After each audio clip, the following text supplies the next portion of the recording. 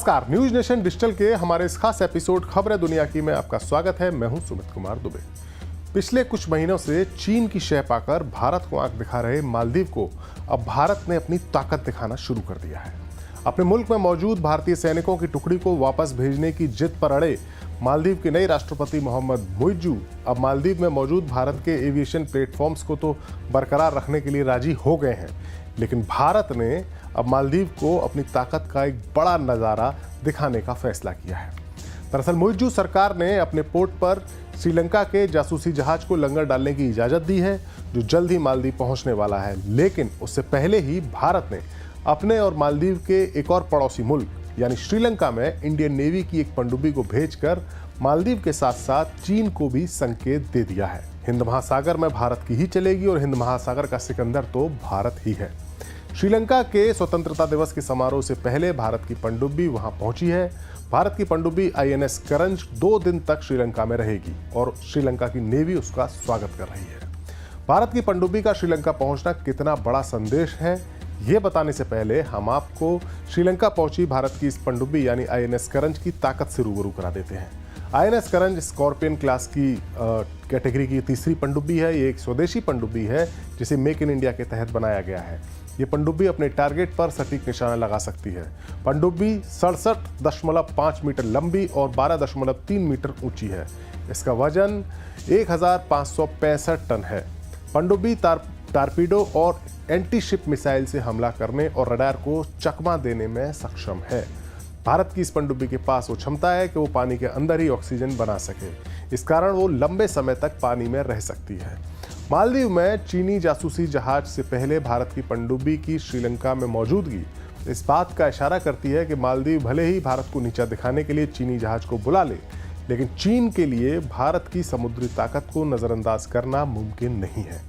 और ख़ासतौर से इस पनडुब्बी का श्रीलंका जैसे देश में पहुंचना भारत और श्रीलंका के मजबूत रिश्तों की एक नज़ीर है। ये वही श्रीलंका है जो चीन के कर्ज के जाल में उलझा हुआ है और चीन इसका फ़ायदा उठाकर श्रीलंका के पोर्ट्स पर अपने जासूसी जहाज़ों को ठहराया करता था। लेकिन भारत के विरोध के बाद श्रीलंका ने अपने पोर्ट्स पर चीनी जासूसी जहाज़ों के रुकने पर 1 साल की पाबंदी लगा दी। यही वजह है कि चीन ने अब अपने नए दोस्त यानी मोहम्मद मुइज्जू के मुल्क मालदीव में अपने जहाज को रुकवाने का इंतजाम कर लिया है।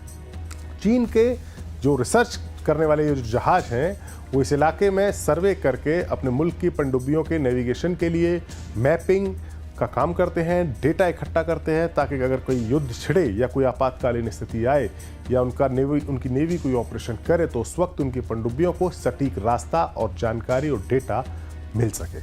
यही नहीं, चीन के जहाज सर्वे के अलावा जासूसी करने वाले इक्विपमेंट से भी लैस होते हैं और इनकी इलेक्ट्रॉनिक सर्विलांस की जो रेंज है, अगर वो श्रीलंका में रुकते हैं या मालदीव में रुकते हैं तो इनकी रेंज में साउथ इंडिया में मौजूद भारत की नेवी के कई बड़े ठिकाने आ जाते हैं। इसरो के भी सेंटर इनकी रेंज में आ जाते हैं। दरअसल हिंद महासागर वो इलाका है जहां चीन अपनी ताकत को मजबूत करने की फिराक में कई सालों से जुटा हुआ है। चीन के इंटरनेशनल व्यापार का एक बहुत बड़ा हिस्सा हिंद महासागर के समुद्री मार्ग से गुजरता है। चीन को इस बात का हमेशा खतरा रहता है कि अगर भारत के साथ तनाव बढ़ा और युद्ध जैसे हालात बने तो इंडियन नेवी हिंद महासागर में नाकेबंदी करके चीन के व्यापार और ख़ासतौर से खाड़ी के देशों से होने वाले एनर्जी इंपोर्ट की सप्लाई को ठप कर सकती है। लिहाजा चीन इस इलाके में अपनी नेवी के ठिकाने या नेवल बेस जिसे कहते हैं वो बनाने की कोशिश में जुटा हुआ है। इसी मकसद के तहत उसने पहले श्रीलंका पर डोरे डालकर उसे अपने कर्ज के जाल में फंसाया, लेकिन पिछले साल आए आर्थिक संकट के बाद श्रीलंका चीन की बजाय भारत के ज़्यादा करीब आ गया है। लिहाजा चीन अपने इस इलाके के एक और छोटे मुल्क मालदीव को अपना ठिकाना बनाने की योजना पर अमल कर रहा है। पिछले साल चुनाव जीतकर मालदीव के नए प्रेसिडेंट बने मोहम्मद मुइज्जू को चीन का ही मोहरा माना जाता है।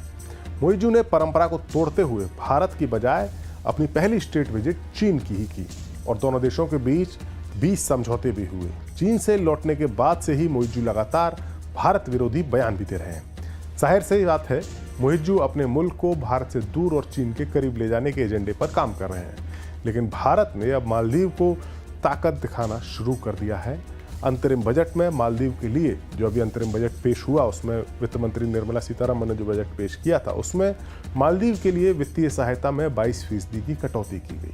मालदीव की टक्कर में लक्षद्वीप को बीच टूरिज्म के लिए विकसित करने के लिए ऐलान किया गया, यानी वहां भी पैसा लगाया जाएगा और श्रीलंका में पनडुब्बी भेजकर कड़ा संदेश भी दे दिया गया है। अब देखना होगा कि मुइज्जू की सरकार भारत के इस कठोर रुख से कोई सबक लेती है या नहीं। ये वीडियो आपको कैसा लगा, अपनी राय कमेंट बॉक्स में जाकर हमें जरूर बताएं। देश और दुनिया से जुड़ी बाकी खबरों के लिए देखते रहिए न्यूज़ नेशन डिजिटल। नमस्कार।